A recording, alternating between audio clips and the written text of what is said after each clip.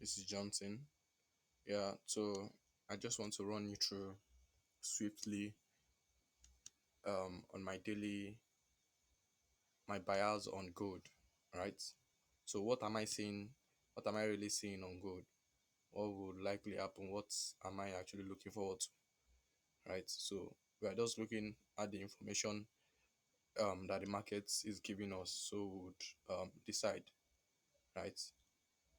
So yeah, you can see after um so many what do they call it, correction around this area as regards this fair value gap here. So we had series of correction here, like the past few, I think last week or so, before we saw a very peak push on gold. Now gold got to this a very strong area for markets to react, because this is a fair value gap. You can see this one, two, three, and you can see that there is an overlap between this can like there is a gap between this one, two, three candles. So it is called a fair value gap. And now the market filled it, and it is actually a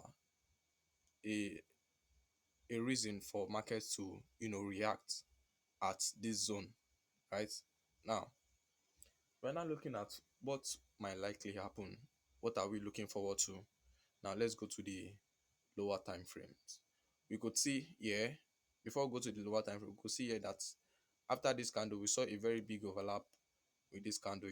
Markets moves from internal to external range liquidity. Right now, you can see that after the market tapped into this place, now it's sold, and it might likely use this gap here, this fair value gap here, for its continuation right now. So let's go to the 4 hours. Let's go to the 4 hours.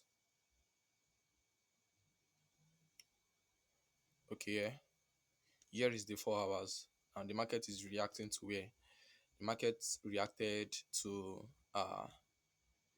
this this breaker around this area. If we go to the 1 hour or the 2 hour, it will be very, very visible, right? And there is also a fair value gap too around this area, right? So the market, after it sold due to the fair value gap around this area, sold, right? And now it's reacted to this area.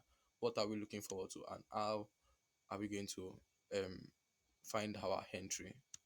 Initially, last week, I saw an entry around this area. I took an entry around this area. Yeah, I took an entry around this area. What was my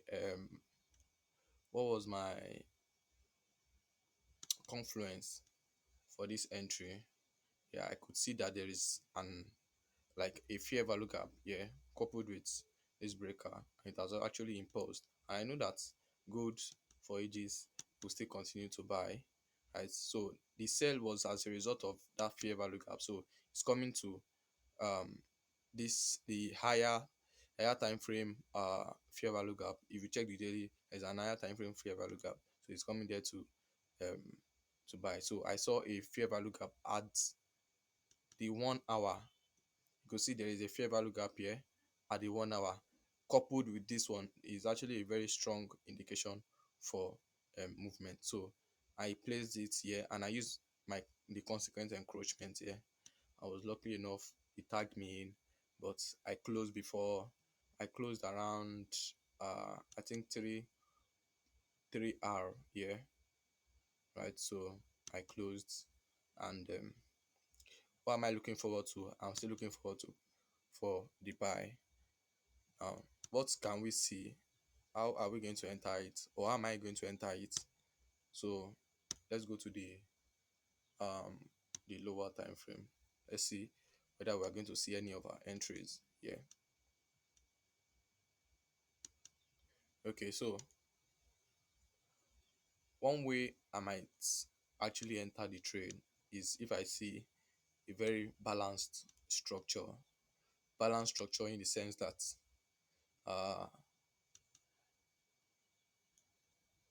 let's see this 15 minutes. Okay, Pattern structure in the sense that if I see something like this,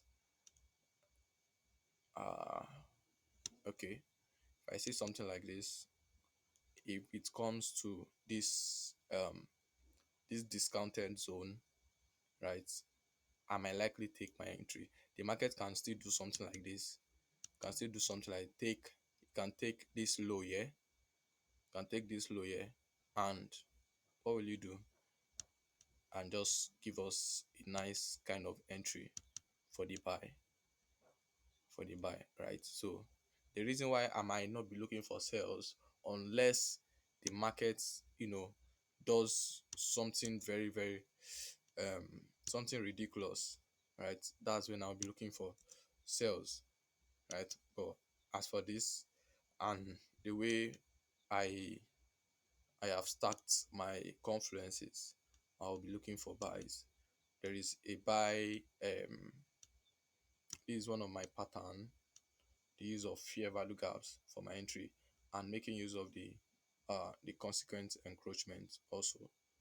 So I'll be waiting for how the market reacts around this area, because if I draw my range to, right, from here to here, you can see this is a discounted zone. This is where I can actually place my entry for the buy, right? I'll be placing my entry for buy, and I'll be targeting just 2R. I'll place my entry for the buy, I'll target just 2R, right? So just 2R, and that's all, and I'll be done for the day. So people can actually go for more, but that's how I I place my trade. I'll still do more videos. I'll still do more videos and actually show you so many way, and a very, very simple way to just, to trade fair value gaps. To trade fair value gap. I've been trading fair value gaps only on gold. Only on gold. This is the only pair that actually resonates with the way I trade currently. So if you enjoyed this video and if you find something interesting in it, please do well to subscribe and like, and tell me what you think at the comment box. Thank you so much. I remain Johnson.